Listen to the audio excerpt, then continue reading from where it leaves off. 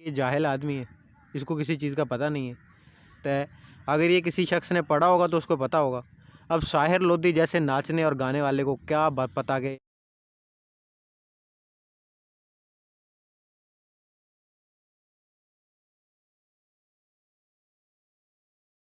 अस्सलाम वालेकुम नाज़रीन, ट्रेंडिंग टुडे की टीम के साथ मैं हूँ राना नवीद मुश्ताक। आज मैं पहुँचा हूँ एक नामवर शायर के पास। इस शायर के पास आने की मेरी वजह क्या थी, पहले मैं आपको वो बता दूँ वजह।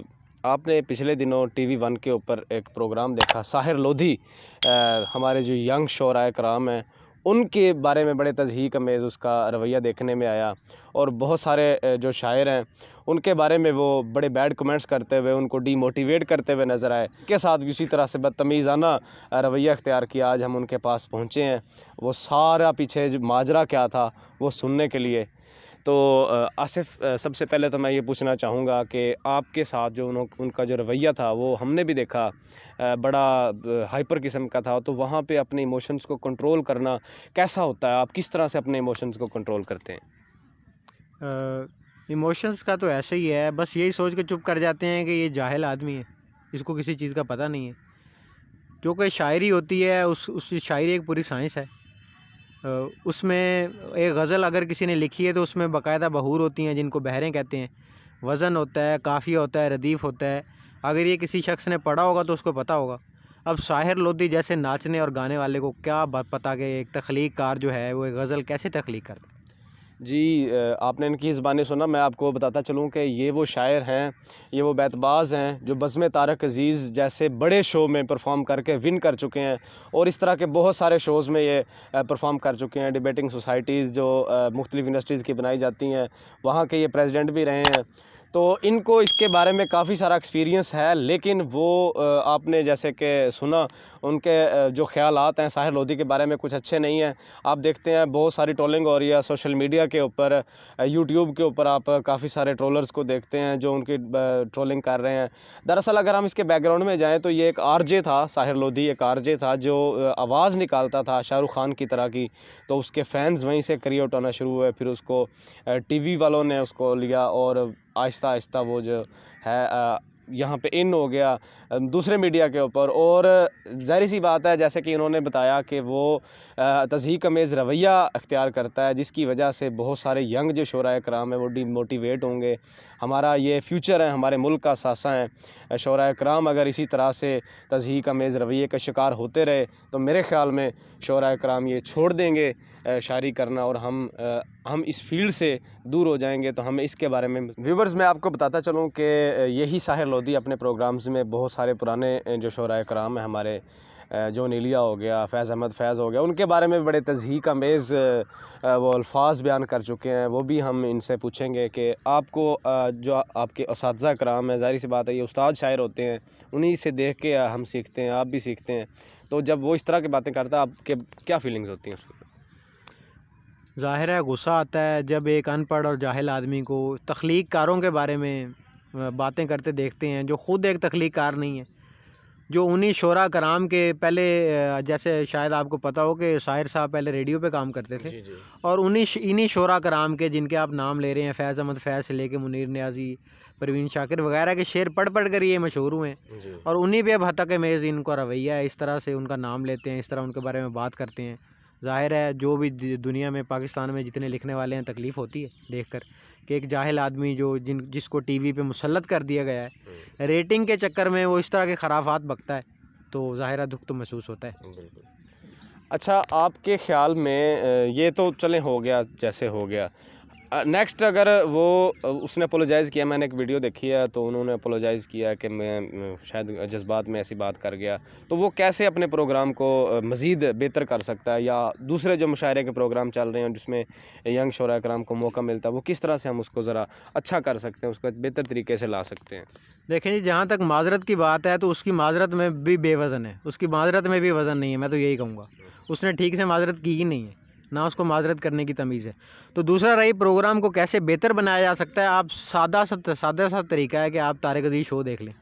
तारक अज़ीज़ शो अब कैसे होता है, बैतबाजी के मुकाबला तारिक अजीज़ साहब जज नहीं करते, वो सिर्फ एंकर हैं। हालांकि तारिक अजीज़ साहब की अपनी कई किताबें आ चुकी हैं, वो खुद एक तख्लीकार हैं और बहुत बड़े शायर भी हैं, उनकी अपनी किताबें आ चुकी हैं, लेकिन एज आ एंकर जज नहीं बन सकते आप। आपको आप एंकर रहें, जज आप बिठाएं। और उन्होंने जो साहब जज बिठाए हुए हैं वो भी पता नहीं, उनको कोई रिश्तेदार है, उनको भी पता नहीं है शायरी क्या होती है। तो तारिक अजीज़ साहब के प्रोग्राम में ये होता है कि वो हर दफ़ा जब भी मुकाबला होता है, दो लोग ऐसे जज साहिबान को बुलाते हैं जो बाकायदा शायर होते हैं और जिनकी किताबें आ चुकी होती हैं, और पढ़े लिखे समझदार लोगों को बुलाते हैं, वो तख्लीकारों को बुलाते हैं। तो हर मुकाबला, आप जो भी मुकाबला उठा के देख लीजिए, उनमें दो अलहदा जज होंगे, और यही नहीं कि डेली वही जजेस आएंगे, डेली नए दो जजेस आएंगे। तो आप इस शो से पैसे अगर कमाते हैं तो आपको चाहिए कि आप कम से कम जजेस ऐसे बुलाएं जिनको शायरी का पता हो और ख़ुद भी तख्लीकार हो, जिनको वज़न का पता हो, बहर का पता हो, ऐसे शायर बुलाने चाहिए, ताकि ये जो प्रोग्राम्स हैं, ये आर्ट जो है इसको तरक्की मिले, शायरी को तरक्की मिले। और जो नए लिखने वाले जाने वाले हैं, बैतबाज़ हैं, ज़ाहिर है बैतबाज़ ही आगे जाकर शायर बनते हैं। जी। तो उनकी हौसला अफजाई भी हो और उनकी इस्लाह भी हो और बेहतर तरीके से प्रोग्राम। जी आसिफ, ये जो आपने जो ये नाजरीन अभी आपको बैकग्राउंड में शेर सुनाई दिया होगा, साहिर लोधी ने जो काटा था इनका शेर, वो अदरीस बाबर हैं, एक शायर, बड़े नामवर शायर हैं। तो वो मेरे ख़्याल में उनको कभी उन्होंने पढ़ा नहीं होगा, ये दौरे हाजिर के बहुत बड़े शायर हैं। यानी कि ये बात बताती है कि वो शायरी से काफ़ी दूर हैं। तो आप अदरीस बाबर के बारे में क्या कहेंगे? उनका कोई शेर आपको और आता हो?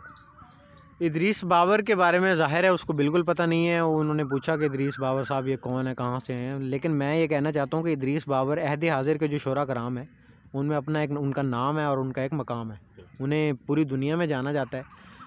अभी पिछले दिनों एक किताब आई थी गज़ल आबाद, तो वो विर्क साहब ने उसको कंपोज़ किया था, उसकी मतलब उसको तदवीन किया था। तो उसमें कुछ शोरा कराम जो विर्क साहब को बहुत अच्छे लगे थे, उनका कलाम उसमें शामिल किया था उन्होंने।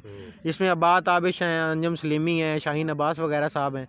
तो उसके साथ उन्होंने इदरीस बाबर साहब का कलाम भी उसमें शायद किया है। यानी कि कुछ शायर, वो चंद जो गिनती के पाए गए शायर हैं, उनमें आते हैं इदरीस बाबर साहब, और उनके बेशुमार अच्छे शेर हैं हालात हाजरा पे।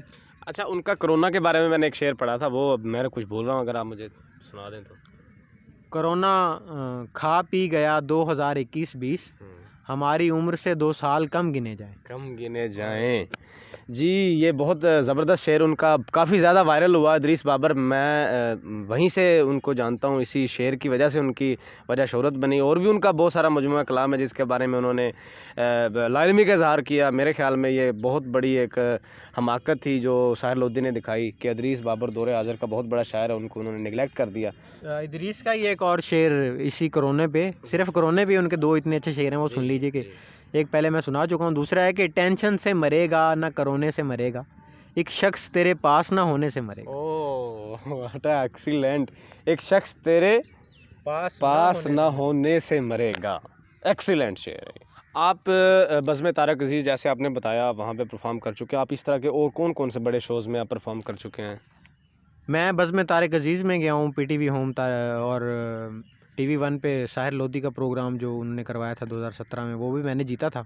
और उसके अलावा ARY डिजिटल पे इकरारुल हसन और वसीम बादामी जो बैतबाजी करवाते हैं, उधर भी मैं गया हूँ।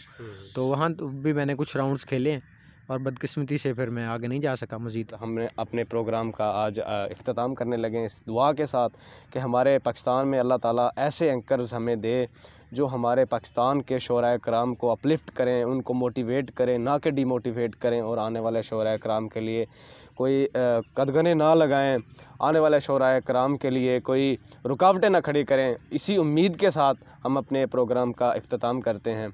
अल्लाह हाफ़िज़।